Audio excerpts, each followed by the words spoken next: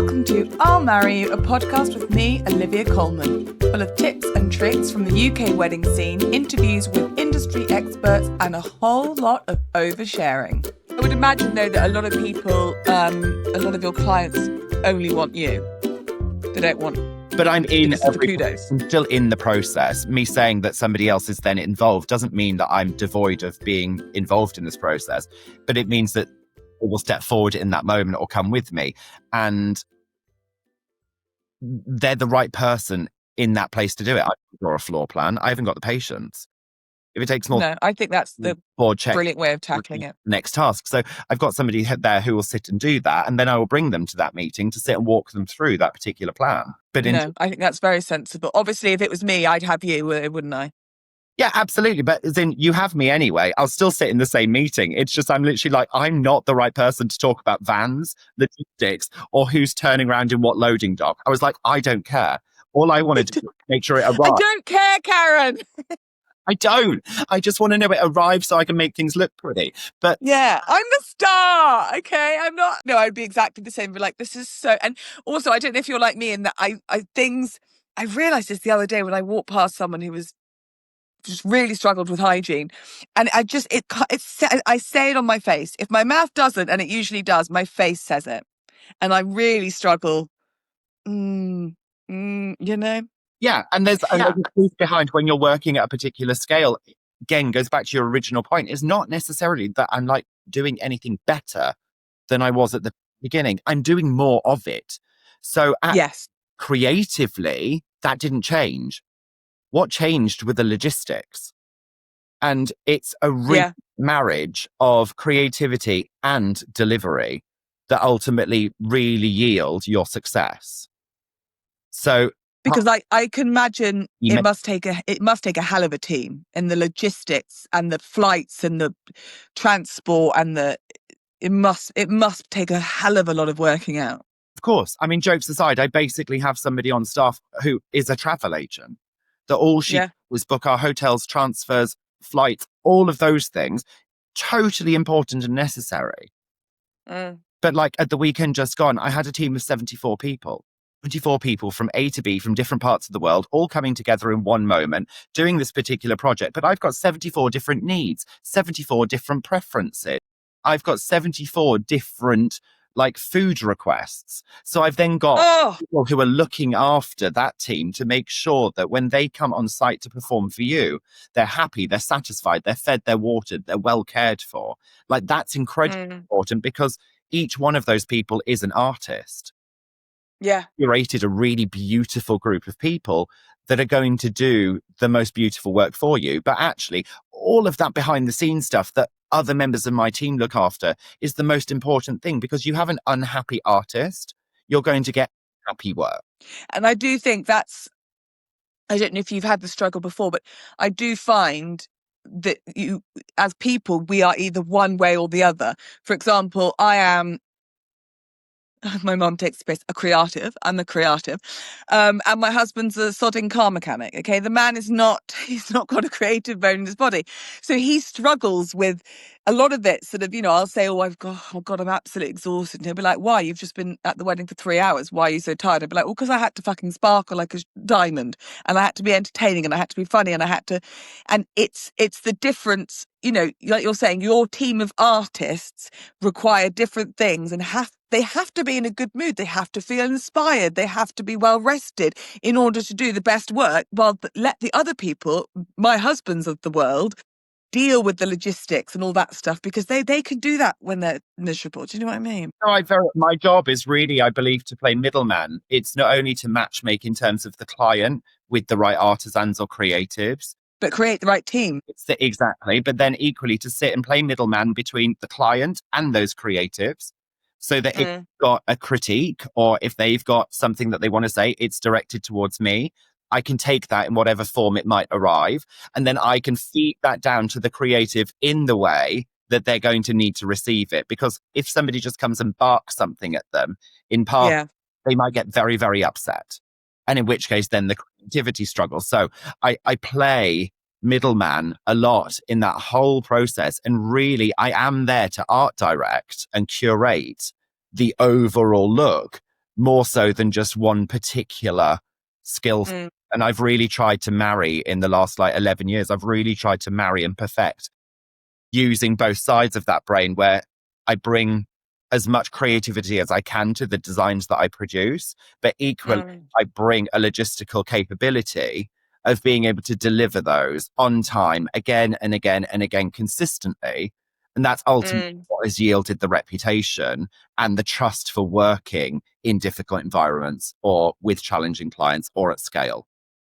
Yeah. Because, because that's it. Is at the end of the day, it, like you say, you do all this prep and all this work and all this stuff goes on behind the scenes, but actually it's the few days before and during that it all has to come together, and you have to be able to trust the people that you are bringing in to create this occasion for you. And something I was thinking about is that you create these situations, these visions, these moments, these feelings. You create them in some of the most stunning places in the world. And my question to you is how I often think that, you give me a blank village hall and I can make it look beautiful with a lot of flowers, but you give me the Palace of Versailles and it doesn't need much. Do you know what I mean? So I was thinking, how, when you go into a space that is not blank, that is filled with antiques and history and lighting and smells and senses, how do you then add to that rather than hide it? Do you know what I mean? I'm fascinated to hear how you do that. Well, I try to design with the environment in mind. I try to be sensitive to what's around me. And actually that's quite a common point if somebody may have booked somewhere, but actually they don't like where they've booked. They've maybe booked it because the location's amazing, it's central, Okay. iconic, but they don't necessarily, let's take a palace, for example. They love the address, they love the kudos of that, but actually their taste level is clean modern. They probably live in a beautifully slick contemporary apartment. And then suddenly we're going into this very historical building. We have I never thought of it like that. their natural taste level. So, for example, they might then say, okay, let's do, and I've had this so many times, things like Hampton Court Palace, or even, let's say, take Palace of Versailles. Let's do white cloths, crisp down the middle. And I'm like, let's not. There's nothing white about those rooms because they're No. excellent. They're historical properties and they've aged over time. There is no tone in that room that is white. So why would we do that? Because you're going to really draw attention, but not in a good way. If Mm, again says, I like ultra modern design, I'm like, why would we be juxtaposing ultra modern design in the Hall of Mirrors? mm, Would we be doing that? Let's maybe lean into the Rococo fantasy that is and use the space that's around you. Because if we're using what's already there, as opposed to spending a lot of money hiding something to then just get started again, mm. actually you're already emphasizing and making more situationally of what that guest experience is going to be. It's already going to feel more considered and you're not going to have to invest as much. Do you find that, um, do you find it easy is not the right word, I don't know, but how different is it when you do have a blank space? If you are creating the ceremony space outside of a building, so essentially it's just all you've got is grass and some fields and sheep in the background. How do you find that as opposed to the Hall of Mirrors or as opposed to the main hall at Blenheim or whatever? Like, how do you have to go and sort of sit, or how does that creative process work Depends on compared with what they're blank looking. to? Because, for example, if they want something like a really beautiful alfresco wedding and they like the idea of harnessing the spirit of the garden and popping that on a lawn and doing a really nice ceremony area, gorgeous. But if somebody wants, for example, a Rococo fantasy outdoors on the lawn, bit more challenging. If you want that Rococo fantasy indoors and there's already the architecture for that, brilliant. Now what we're doing is we're enhancing what's in the space. We're not totally changing it. But mind you, Yeah. give me a white gallery and said, I want a Rococo fantasy. Fine, I can do that, but I'm going to have to put a lot more work into achieving that look in Yes. a genuine and like intentional way. And I do try and approach everything that we do with intention and consideration. So like if I'm going for that, I'm going whole hog. Like I'm going to do it Mm. with the actual antiques. I'm going to go and find you those antiques at a flea market or at a prop house. But I won't be doing the version of, I will be doing the authentic antique. And that in itself, in turn, comes with a price tag. So if you don't necessarily want to be in it for a very, very, very big check, then perhaps use what you can already bring to the table by selecting somewhere that feels appropriate for the amount of guests that you've got and for the experience that you're looking for. And you're already halfway there to winning. Do you do many occasions not in a venue, so in a marquee or a tent of some description? Like I've had it before where it's like somebody will pick, say, a venue, but it could just be like a really beautiful, like countryside space. Let's just with like rustic barn. And then you'll arrive there and they say, oh, I don't want to touch the ground. Like, I don't want my dress to be anywhere near earth. There's a lot of nature here. And you're thinking you've picked a rustic country venue. And what you're ideally looking for is crisp, perfect palace. Yeah. You're like, okay, this is going to be interesting. So it's just like the best thing to do is I'm like, if we're in that space, I'm like, let's please go. Like, if you're even contemplating this, please let's go here for everybody's sake. But also because I don't like to waste money. It's all very exciting that people want to spend money and invest. You know, spend it with us. That's lovely.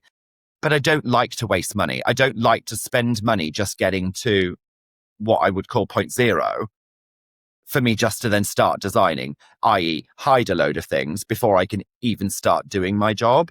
I really don't like to spend money on that. No, I bet. Do people come to you having not booked their venue? Sometimes, or they're debating like where to go. They might be toying between a few things. So I saw a client a couple of weeks ago who was toying between a venue in Venice and a venue in Paris. And in chatting and literally just sitting there and having a drink, we were like, okay, just talk to me, tell me what it is that you've got in mind, what you're looking for. And in that, as this conversation evolved, I'm like, Paris is your city.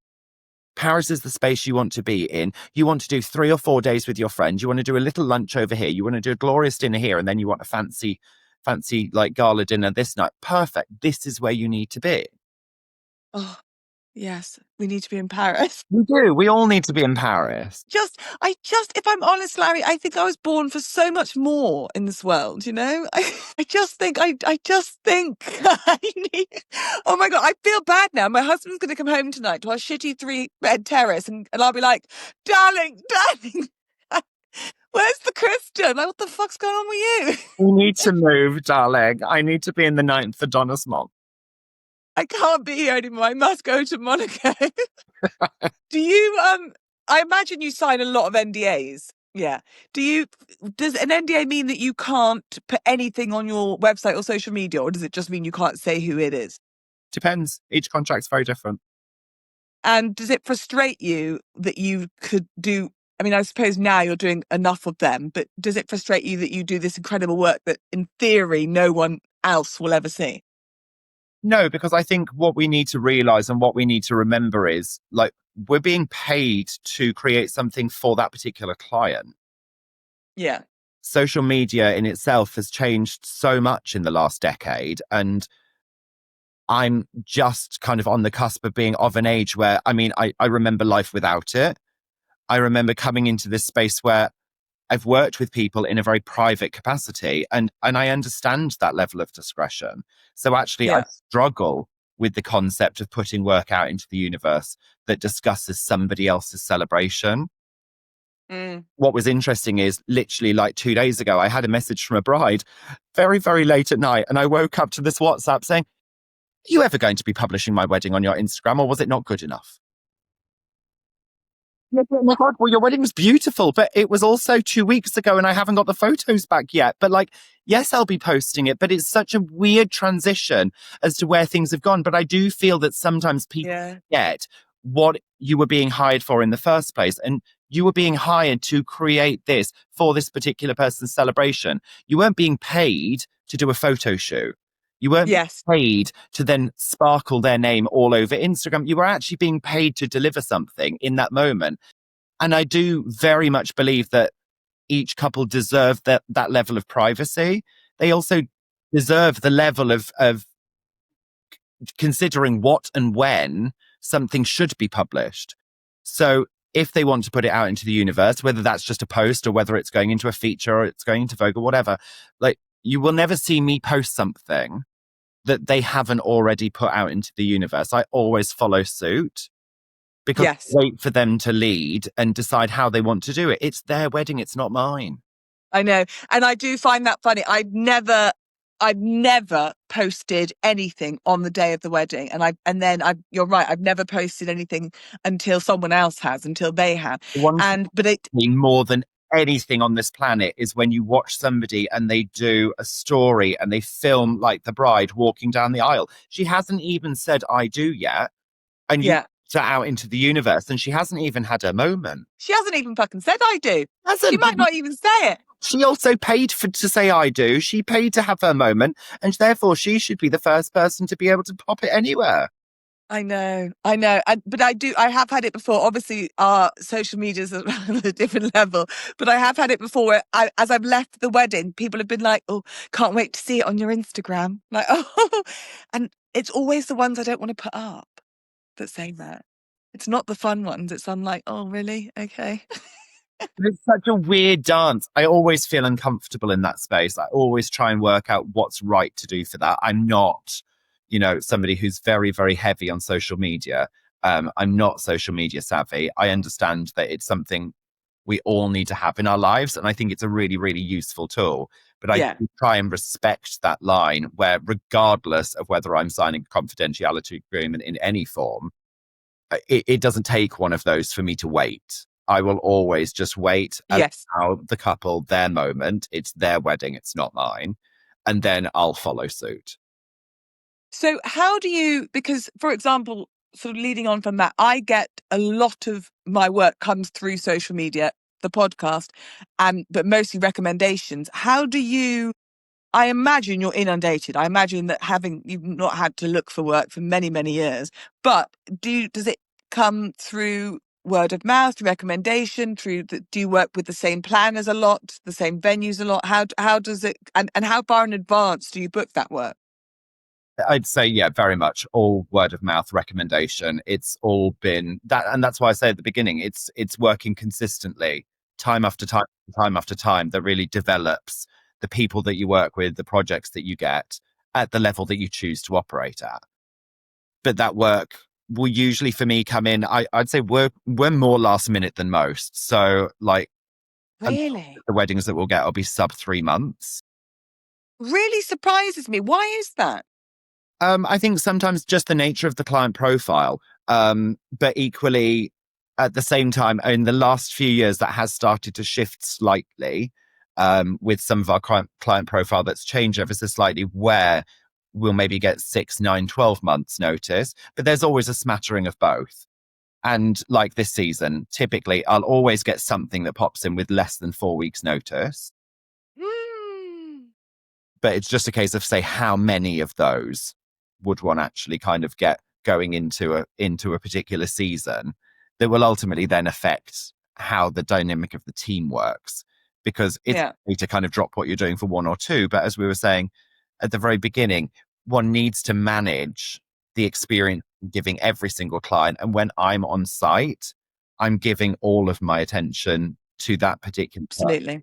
So I need to try and manage the process so that everybody's experience with us is as they would want it to be. But see, if I was going to book you and have you be such an important part of my day, of my occasion, I would want as much time with Larry Walshe as possible. I would want to book you several years in advance, not several weeks. I mean, I appreciate that, but not necessarily how other people think. But also, sometimes you've gone in a process with another designer or with another team of vendors, and maybe something isn't working. Maybe there isn't a connection there that's actually gelling. Maybe that communication style isn't working. And at a certain point, people then kind of go, okay, look, it's too important of an investment to get wrong. Or actually, I'd like to move over and start working with somebody else. And that happens more often than you would think. But it's not, That's mad. you said before, it's an art, it's not a science. You don't know that when you look. It's a bit like for example, I could speak to you about my wedding. And then maybe just kind of go, oh, okay, not sure how I feel. Okay, well, I'll go with it anyway, assuming everybody's the same, or just assuming that what I see out on social media is absolutely what I should take verbatim, like that no smoke and mirrors. Yeah. Then actually maybe down that process, you're like, look, there's just this energy between us just isn't working. I'm very much like a believer of that. I'm like, if actually, for example, like if I sense from a client that our dynamic isn't going to work, like you were asking before about how I matchmake or how I work with people, it's really difficult. A lot of the time, actually, I really like my clients, but that's because we choose each other. A one-way relationship. The inquiry comes in, and yes, as a business, of course, I need to work. But also what we do is so personal, and I spend so much time working with you that also I don't want to take your money and get it wrong. I don't want to take you in a place where I'm not going to be the best person for you. So if I don't feel like I'm actually going to be able to deliver what it is that you're looking for because it's a design style that I don't particularly believe in or get behind, I say thank you so much and then make a recommendation to somebody else. But then would you stay their friend? Well, I'm not friends with the clients in the first place, but what I mean is I wouldn't necessarily, if I just feel like somebody sends me some reference imagery, for example, that looks the complete antithesis of my style. Yes. I'm going to say, look, we're not going to be a match on this occasion because you're going to try and push me into a place I don't want to go, and vice versa. It doesn't mean that you're wrong. Design is subjective.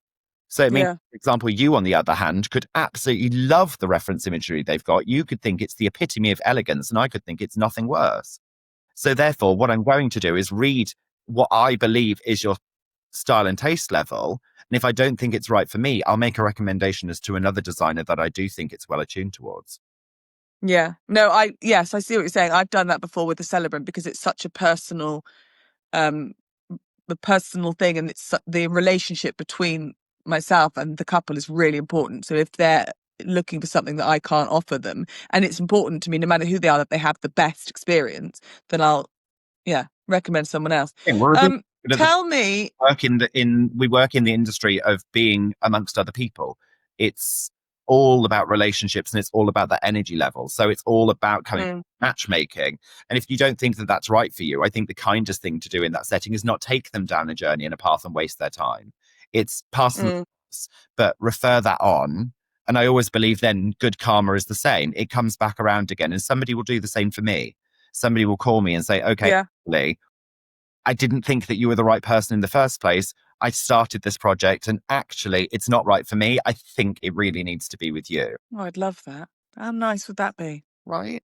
Tell me about By Bloom. So that was a project that I started in lockdown, which still remain very successful today, but at a time where weddings couldn't take place. The worship were closed and everything was off limits. Suddenly I was sat there with my team and we needed to find something to do. We were hemorrhaging money. We were literally spending out on all of our commitments, but we had nothing coming in. Right, what can we do? What can we do? What can we do? I thought, retail. I'd always done a little bit for clients that wanted me to be able to send flowers to somebody else or whatever, but it was never the focus of my business. And suddenly we had all of this. And I sat there and thought, okay, right, I'm going to do like 2 new pages, a few pretty pictures. I'm going to wrap it in brown paper. I'm going to make it sustainable. It's going to be lovely. It's going to be great. Then I went into a rabbit hole of actually understanding what sustainability is and of a meaningful response to that particular brief. And that took me 6 months in a journey working alongside my team, who all sat there and pivoted and went, none of us are experts at e-com or anything that needs to actually function a fully fledged retailing business versus an event network. However, we're all reasonably talented in our own regards. Therefore, we went, look, do this. We can do this. We can take over this bit. We can understand what affiliate advertising is. We can do this. Fine, right? But no, we launched that in the middle of lockdown. It still is going strong today. It's growing year on year on year, which is lovely. But it was the first retail online option in the UK to be 100% plastic free and sustainable. So we really made sure meaningful response to the notion of sustainability and to every single part of the product and the process was thoughtfully designed and done without compromise to make sure that we weren't greenwashing. We weren't just saying this sounds good. Actually, it's over here. I won't go into it today, but things like biodegradable. I learned very early in the process that isn't necessarily a good thing. All it is it means that you're breaking something down from this size to this size. But it's still there. Well, a plastic is biodegradable. It goes from a plastic to a microplastic. Still a plastic. So interesting. You see all of these things. And it was so fascinating realizing that 70% of what actually gets advertised in terms of sustainability claims are actually greenwashing. And for example, this is biodegradable. And you're like, oh my God, I've made a sustainable choice today in the supermarket. I'm like, no, you haven't got plastic. And then when you suddenly realize that inks have got plastic in, adhesives have got, you're like, oh Lord, is there any part of this process that will stop and just be easy for me? Can't everything just be made with seaweed? Like, seriously? And why does it just... Are we asking for too much? I was like, this is really hard. Is. I didn't know that was hard enough anyway. I just thought this was going to be a fun project. I didn't think this was actually going to be a head spinner. But you were literally sat there like, right, guys, let's just send some flowers out to those people who were, real dying of COVID. Cheer them up. Literally. So it started when actually it was peony season. And we work with these incredible growers in France year on year for wedding work. I had a message from one of them that said that they thought everything was about to blossom. It had to be cultivated. It had to go. And what a waste. No. And they said, if we don't sell this crop, we're going to be out of business. And they do the most incredible flowers. And I was like, this can't be happening. Like, what can I do? And I said, okay, I tell you what, do me a favor. If this crop's already a goner anyway, like if it's already down and out, send me what you've got. Like, cut it, send it to me, and let me just see if I can sell it for you. I don't know what I'm going to do yet, but I'll figure something out. I love this. So they sent me 10,000 stems. I went onto Facebook. I put a post on. Somebody put it on a few mums groups and school groups, and it started being shared. And it literally had my WhatsApp number on there and was like, if you want peonies, drop this guy a go, and a couple of pictures of colours that were being flogged. And suddenly Mike's phone exploded like a drug dealer's hotline. And I swear to God, if anyone's listening in on this line and / reading this, you've got people being like, you're a peony pusher. Literally, I was like a flower bandit, but I was literally like, if anyone's reading these messages and thinking that there's a hidden context, it'd be like, I'll take 20 of the pink, 10 of the this. Yeah. Can I get it? How plump's the red? These mums, they put their kids down to bed. They're like, send me 20 peonies tomorrow. And I sold 10,000 stems in 24 hours. I then had my team drop individual vehicles, maintaining their social distancing and everything else, and dropping these things on everyone's doorsteps. And I did it simply just to try and keep this guy alive. I sent him all of the money and he managed to stay afloat. His crop was protected and he still farms to this day. And that's what started it. Because I went, right, well, if I can do that once, why can't I do it again? And again, and again, and again. Why can't I support other people? And there was so many imagery in and around that time in our industry of flowers that, because all of these things weren't happening and planned for, you've planned a year ahead for this crop. It's coming, do you like it or not? A bit like a baby is. Or there was all of these flowers at the auctions being burnt in mass. I know, it was awful, wasn't it? Absolutely horrific. So I was like, well, why can't I keep doing this and try and do it? So equally, when we started, I was like, I did a subscription model that I was like, each week I'm going to send you something different. Like, it's this amount for a box of flowers. Each week I'll send you something different. I'm going to pick what's in season right now. I'm going to pick a grower that needs to flog their crop and I'm going to bring it to your door. I love that. That's one of my favorite ever stories. I'm already mentally telling my mum. Amazing. I remember reading when I was very younger about Elton John and how he had fresh flowers in every room every day, like once a week. The whole house would be filled with fresh flowers. And I remember thinking, oh, when I'm rich and famous, that's what I want. That has always been in my life. That's always been the thing that I'm like, You remember that's that what I want. story Fresh too, flowers. before I was a florist, and even to this day, I'm still waiting for that phone call. What, from Elton? Yeah. Please call me to do it. Elton listens to the podcast. So Elton, EJ, hit me up.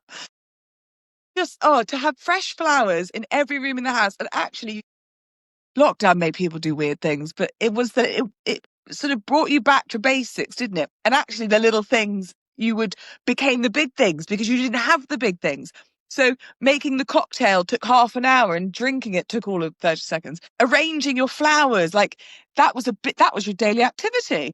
One of the things that I really knew was I noticed how much waste I was generating with all of the packaging from all of the food and everything that you consume, because ordinarily you're out and about. You're having lunch in the office, then you're having one meal at home, you're maybe popping out for a dinner. At this point, I was in the house 3 meals a day, 7 days a week. I was watching these boxes like pile up on my countertop, and I was like, this is actually obscene. Yeah. It's actually obscene how much like one person is generating. Therefore, what's a family? Therefore, multiply. And that's equally where I was like, okay, we have to think about, say, for example, the packaging of what's going here. I need this to actually, you can go and get the paper, you can do the cardstock, you can do everything right that is already sustainably sourced. But for example, if you put an ink on that has a plastic in it, you can't recycle that anymore. God, it's mad, the intricacies, isn't it? And so I was like, oh, for goodness sake. So I do this, and now we can't do any of this. I was like, okay, what's next? So we do the ink bit properly, then it's the same thing with the adhesive. And it snowballs and it continues. And then I regretted getting started in it. However, I was like, penny in for a pound. I'm a constant overachiever. So I was like, if we're going to do it, we're going to finish what we started. And we did. But it is all of those things that really kind of made you so much more aware of what it is and your impact that you're having on the environment. Because, I mean, everything is so wasteful, and it's a real issue. Again, it's not something we'll get into. I've only had one coffee. But with floristry in particular, there does seem to be so much packaging and so much waste, and it's how you can utilize that. Because also another thing, I've spoken to florists in the past, if someone says I want X, Y, and Z, you have to buy ABC, X, Y, and Z, because what if it doesn't blossom properly, or what if the colour's not right? Or do you struggle with a lot of waste after each event? Definitely. Events are not sustainable in the slightest. No. You're creating quite often an entire village, city, new house, new world for somebody to be in that is sizable. And not only just flowers, but for example, carpentry, fabric, all of the things that are going into a space for a temporary 24-hour moment in time. And come out of there looking almost as good as when they went in sometimes. And then that's it. They're done. They've been cut to size. You can never use it for anything again. If you were doing that in your own home, you're cutting it to size, you're putting those curtains in, you're leaving them there for the next decade or so until you decide to watch changing rooms and continue to do. Here, they're coming straight back out again. But you can't necessarily recycle those into something. So very much there's a mindfulness of, and very much kind of coming out the other side of COVID. I think one of the things that actually it really did a favor to a lot of us, but certainly from our side, I was so much more conscious waste that's being generated. So I try to approach what we do in the most sustainable way I can. From a floral perspective, if there are techniques that you can use, which mean that, for example, you don't need to design using floral foam, that lends it to particular styles of design more so than it does others. So I now spend time educating that client, but equally, if that client wants a style that will allow me to do that, then I absolutely will adopt that technique try and be as sustainable as possible. If what they want, I can't do that way, well, then I have to realize that I can't do it on every occasion, but I do the best I can when I can. as often as I can. But I will equally then try and find ways that, for example, with flowers at the end of an event, we will use them. Our team will turn those into little hand-tied bouquets and we'll take them to hospices and retirement communities in our local area. So at least they get a second lease of life. Somebody else can enjoy them. And they're not just going in the bin looking every bit as perfect as when they went out 9 hours before. Yeah. So there are I love that we try and make as often as we can to do our bit and to contribute towards a more sustainable future. I love that. And I've seen a lot of that this season just going that the sort of the idea of the flower bar, that at the end, towards the end of the night, that a florist will set up and will create bouquets for people to take home with them. And I love that because when my brother and sister-in-law got married, they had daisies, but like the actual sort of plants, the daisy bushes everywhere. I mean, hundreds of them. And so the next day after brunch, people were taking them home with them and they would plant them and they would come back and and that was a lovely memory and a lovely keepsake, better than a memento. A lovely way of sure that you're reusing something. It goes to continually be enjoyed. And I absolutely support, thinking laterally in any of those respects to try and find a way to get that to happen. I think it's a catch-22 really. And I think with the sustainability argument is sort of similar to the financial argument in that if you were worried about spending lots of money or being sustainable, you'd never get married. Do you know what I mean? So it's like you have to think of it, but also you can't overthink of it because otherwise you wouldn't do it. If you want to spend, you want the dress that's £1,000, but you don't want to spend 1,000. It is what it is. It's an expensive industry. It's not a sustainable industry. It's going to change and it's going to evolve and it's going to grow, of course, but people are always going to get married. Of course they are. And that applies, I think, to so many different industries. And, for example, that is the issue that one has with fast fashion versus something where people, buy one or two items and wear them for a lifetime. It's the same notion. I think we consciously need to try and make good choices as often as we can along that path and be mindful of all of the decisions that we're making. And when there is maybe a better choice to be made, I would urge somebody to go and make that. And sometimes that's not necessarily the cheaper alternative. And I would urge somebody to go and spend the money to pay a fair price for something that's created consciously. And I think, and that's what we try and do, for example, with Bloom. It's not the cheapest, offering out there. It is competitively priced. But at the same time, there's a little bit more in there because we have followed through and created packaging that you can genuinely pop into the compost. It will return back into the earth as it came, as opposed to something that was wrapped in a piece of cellophane that can be pushed out for less money because those techniques and those materials cost more in the first place. But see, that's where the issue is. I think it's not us on the ground. It's the people higher up and the corporations and the companies and the sourcing and it's all of that higher up that, generally speaking, as a rule of thumb, in order to be better and to do better, it costs more money. Absolutely. For the equally consumer. Cyclical and it's almost chicken and egg. So I equally say you have to demand it, because if everybody demands it and everyone refuses to pick up the thing wrapped in cellophane, only chooses this one, those people in that particular office are forced to order more of this and none of this. We change what's being required, but we all have to do our bit and make those choices and be prepared to pay that little bit more for that. Also, for it to ultimately come down in price. So when I very, very first started this, I openly said, if there's any other florist out there that wants to go on this little sustainability journey, I've just spent 6 months rabbit holing this when I really didn't think I was going to. But equally, this isn't a secret. I'm happy to share any of what I've learned. Yeah. And I'm not protesting to know all the answers at all. I just spent a reasonable amount of time knee deep going through it and really trying to do this in a meaningful way. But I'm happy to very openly share the suppliers that we use, the products that I went for, the things that I picked, because if more of us ask for it, the overall end game, position will come down and that benefits everybody. So I would love these products to become more affordable and more accessible. Well, yeah, I mean, that's the ideal, isn't it? But Nothing happens quick. As in life.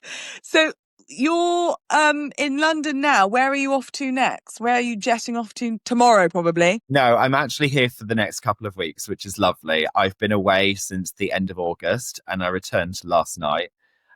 So I'm very, very happy to be staying still for a hot moment. And then I'm off to Italy for a few days, back to the UK. I've got a site visit at the end of October also in Italy. And then I'm not sure after that. I try not to look at my diary too far in advance. I was going to say, where do you spend Christmas? Normally in London? Totally depends. But I think this Christmas I'll be in the US. New York? Yes. Oh, is there anything more magical, Larry? Oh, honestly, I love December in New York. It's like the most magical place. It's the first, I've been there a few times now, and the first time I ever went was December. I live for this, but I come out full tourist. I think you have to. It's the most magical place on earth. It is. You have to just embrace at this point. Get into the spirit of it. I love it. Oh, how fantastic. Quick, I must let you go because you're a busy man and I've kept you for far too long already. But what I must ask you, you're not going to tell me the tea. I know you're not. On your website, you've got a whole section for children's parties. And I looked at it and I thought, fucking hell, who's paying for their Larry Welsh to do their kids' parties? Yeah, it happened. Like, yeah. that is mad, isn't it? Yeah, but again, it's all proportionate. So equally, if you spent it on your Oh, stop it. I'm going to ply you with good rosé and sit you somewhere without a microphone and get the real juice because you're very diplomatic. Honestly, what a joy. I think just, oh God, looking at your Instagram it's just such a treat visually for me. And do you know what it is as well? And I don't know if this is probably I'm 90% you and your team and what you create, but also it's probably the photographers and the production and the plan and all the rest of it. And I'm sounding a sort of absolute kiss ass here. But when I look at your Instagram and your pictures on your website and your videos of the work that you've done, I can like feel the vibe. Do you know what I mean? I can almost smell the wealth. No, I can't smell the wealth, but I can almost smell the Joe Malone, the Molton Brown, the White Company. I can smell it. I can feel it. Do you know what I mean? But I think that that's the thing that it's really important to try and allow somebody to be able to understand. It isn't just about what something looks like. We're not in a no. Or regardless of the investment level that's happening. I think we've moved into a place in terms of let's talk about trends and the way that things move. I think we've moved into a space of what I would dub and call quiet luxury. Yes. It's wonderfully considered. It's comprehensively considered. That's not a cheap celebration, but we're not vomiting flour in the middle of a table so high that you can't see anybody across from it. You're not just throwing money into a room so that when people walk in, they can see instantly how much you've invested. It's some people are, surely some people are, Larry. Look at it. I think the trend definitely for me feels more like there is more thought and intention behind the choices that you're making about showing off. It doesn't mean that you're not going to show off, but it just means that that's not the only reason you're doing it. It might be that you're a theatrical person. Therefore, when your guests come, they expect a spectacle. That's okay. But it's about there having some kind of narrative behind it that makes it meaningful. And I think that that's the thing that we're really seeing here is this shift into more meaningful celebrations that are consistently thought about. And personal and reflective and emotive and memorable and treasured. One place, that's somebody making their own little wedding favors, for example, or doing their own calligraphy. That's thoughtful because you invested time and thought and love that.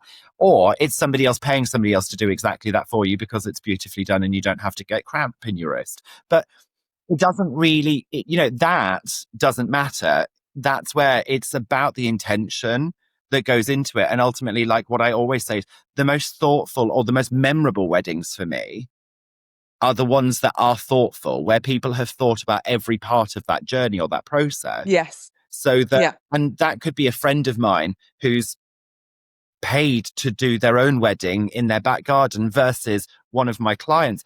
That doesn't matter. No. The investment level's irrelevant. If you've been consistent throughout and you've been thoughtful about what you do and everything same standard, then it will be memorable. Oh, I love that. A little soundbite from Larry Walshe. Thank you so much for taking the time out to speak to me. I've honestly, Having me. Next time I'm in London, which is not bloody often enough, I tell you, I'm going to ply you with alcohol. Now you're going to say you don't drink. Email me, and on that signature, it's going to tell you when I'm there and when I'm not. Because when you do all that admin over winter, absolutely, sure. Absolutely. What a treat. Thank you, Larry. And I look forward to seeing, well, only half of what you're going to be doing because you can't bloody put it all online, can you? Thank you. It's been so lovely to see you. Thank you so much for listening. It really does mean the world. If you find this podcast even remotely helpful or moderately entertaining, share with all your friends and family.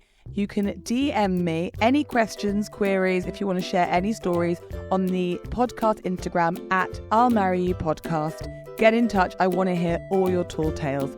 See you soon. I'll Marry You is a podcast by Olivia Coleman. The music is Mr. Sunnyface by Wayne Jones, and the show is produced and edited by Drew Toynbee.